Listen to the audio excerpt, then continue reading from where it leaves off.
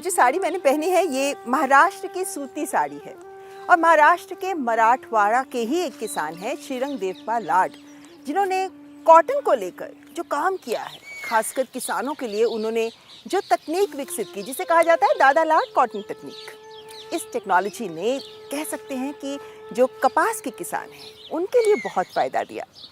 दरअसल हमारे देश में 11 से 14 करोड़ तक किसान हैं, बहुत मेहनत करते हैं, लेकिन अगर हमें खेती को उत्पादक बनाना है तो उसे विज्ञान से तकनीक से जोड़ना बहुत ज़रूरी है।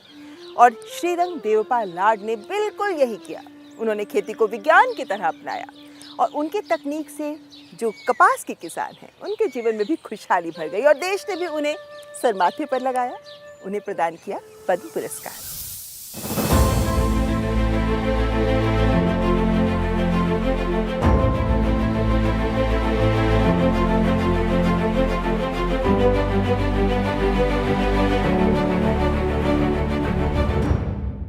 महाराष्ट्र का मराठवाड़ा, जहां सूखी धरती और प्यासे खेत हर मौसम में संघर्ष की एक नई कहानी लिखते हैं।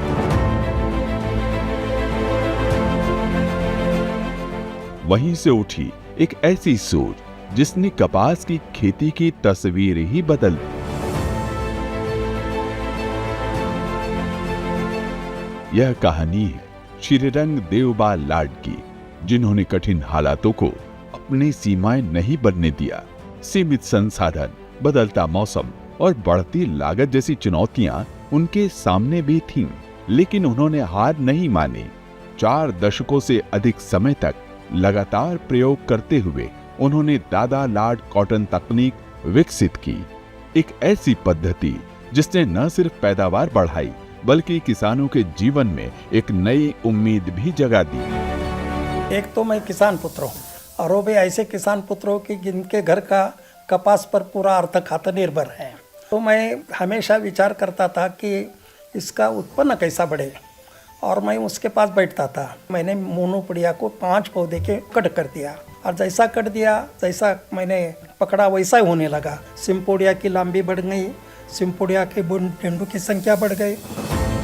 श्रीरंग देवपाल लाड ने खेती को विज्ञान के रूप में अपनाया।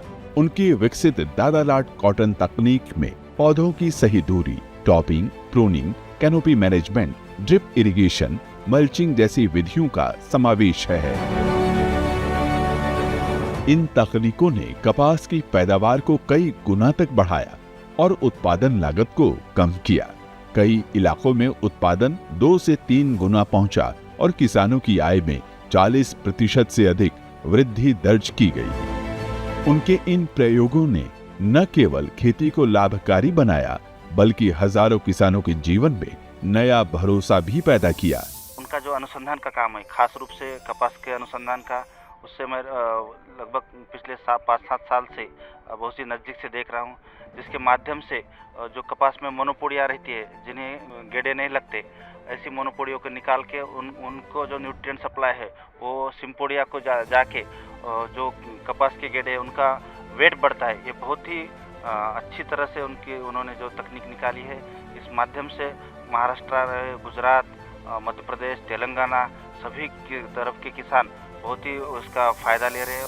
श्रीरंग देवपाल लाड के लिए खेती सिर्फ एक पेशा नहीं बल्कि समाज के प्रति एक गहरी जिम्मेदारी है।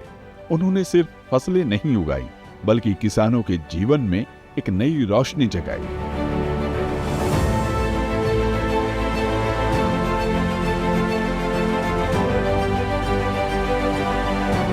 पशुधन संरक्षण, विशेष रूप से देसी नस्लों के संरक्षण में भी उनका योगदान उल्लेखनीय रहा।